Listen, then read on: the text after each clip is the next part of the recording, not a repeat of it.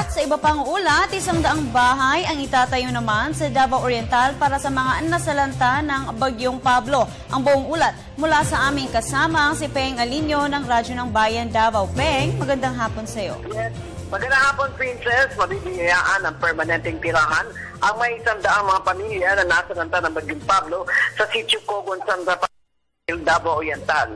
Matapos ang isinagawang groundbreaking ceremony ng pamahalaan lokal ng Davao Oriental sa pamumuno ni Davao Oriental Governor Corazon Malanyaon, mga opisyal ng Department of Social Welfare and Development o DSWD-11 at Tanyan Key Foundation Incorporated kamakailan. Sa pananalita ni Malanyaon, sinabi nito na ang Public-Private Partnership o PPP ay gumagana kaya't nabibigayaan ang mga pamilyang biktima ng kalamidad ng kasagsagan ng Bagyong Pablo na labis na nagpahilap sa mga naninirahan doon. Anya, mga donors ay mga instrumento ng Panginoon at kaloob ng Diyos na sila ay tumulong kung saan marami na anya sila natatanggap na biyaya na dapat anya nilang pasalamatan.